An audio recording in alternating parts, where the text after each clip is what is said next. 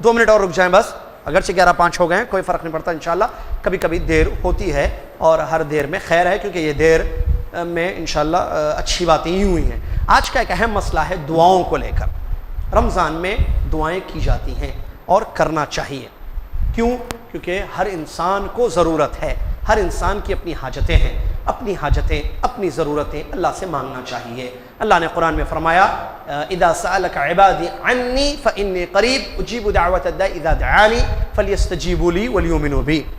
میرے بندے جب بھی میرے بارے میں پوچھیں تو ان سے کہہ دو کہ میں میرے بندوں کے بڑے قریب ہوں، میں ہر پکارنے والے کی پکار سنتا ہوں، یعنی جواب دیتا ہوں، لہٰذا میرے بندوں سے کہو کہ مجھ پر ایمان لائیں اور مجھ سے دعائیں کریں۔ اور ایک آیت وقال ربکم ادعونی استجب لکم، تمہارے رب نے یہ کہا ہے کہ دعائیں کرو، یعنی اللہ سے دعائیں کرو، اللہ تمہاری دعاؤں کو قبول کرتا ہے۔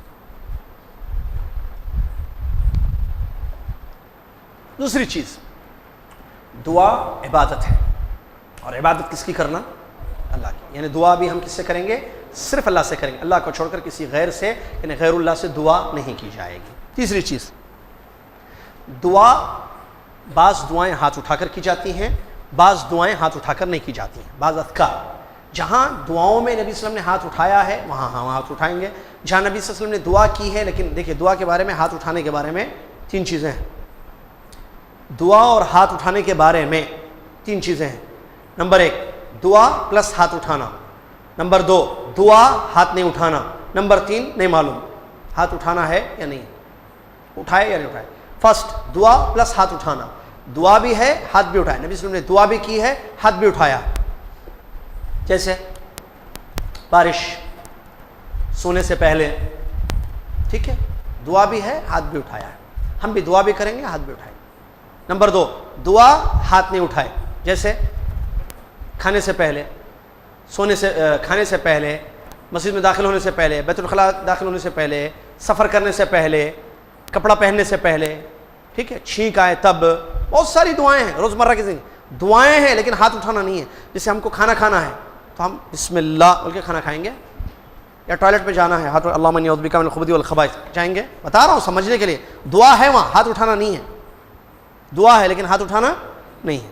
تو ہم دعا کریں گے لیکن ہاتھ، اس سے سفر میں گاڑی سٹارٹ کر رہے تو ہاتھ اٹھا کے دعا کر کے سٹارٹ کر کے نکال، سواری کی دعا جو آئی ہے نہیں، ایسی سفر کرنا ہے، پلین میں بیٹھ رہے ہاتھ اٹھا کے دعا کریں گے نہیں، یا ٹرین میں بیٹھ رہے ہیں۔ چلیے نمبر 3 دعائیں اور ہاتھ دونوں اٹھا سکتے ہیں دعاؤں کے ساتھ، کیوں؟ نبی صلی اللہ علیہ وسلم اٹھائے نہیں اٹھائے نہیں معلوم ہم کو، جیسے سنتوں کے بعد یا عام حالات میں، جیسے افطار کے سے پہلے آپ ہاتھ اٹھا کے دعا کرنا چاہیں یقیناً کر سکتے ہیں، یقیناً کر سکتے ہیں۔ فرض نماز کے بعد نبی صلی اللہ علیہ وسلم نے دعا کی ہے، اچھا فرض نماز کے بعد کی جو دعائیں ہیں تینوں میں سے ایک ہوں گی، یا تو دعا پلس ہاتھ ہوگا، یا صرف دعا ہوگی، یا نہیں معلوم کہ نبی صلی اللہ علیہ وسلم نے ہاتھ اٹھایا یا نہیں اٹھایا۔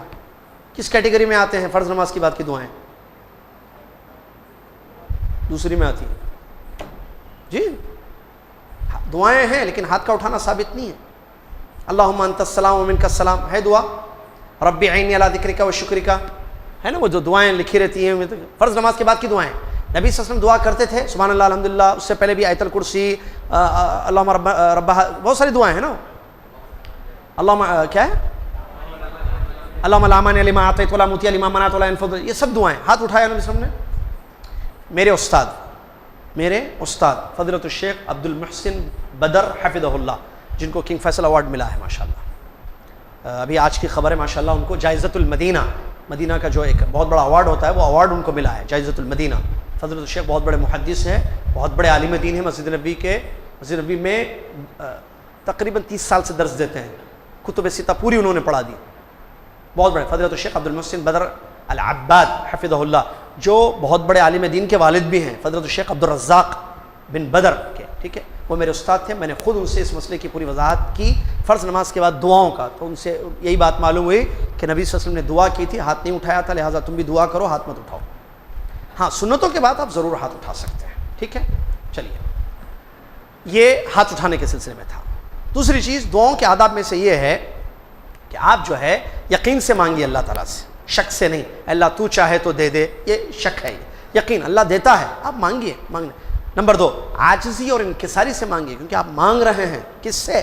رزاق سے، اللہ رب العالمین سے دعا کر رہے ہیں، لہٰذا پوری عاجزی اور انکساری ہو. آپ محتاج ہیں, اللہ غنی ہے, لہٰذا آپ اپنی محتاجی رکھیے اللہ کے سامنے اور اللہ سے دعائیں کیجیے انشاءاللہ. تیسری چیز, دل سے مانگنا اللہ سے, غافل دل سے نہیں, دل سے. جیسا کہ مسند احمد کی حدیث ہے, موسیٰ علیہ السلام نے ایک آدمی کو دیکھا جو غفلت سے اللہ سے دعا کر رہا تھا, تو اس کو نصیحت کی, پورا لمبا واقعہ ہے وہ, ٹھیک ہے.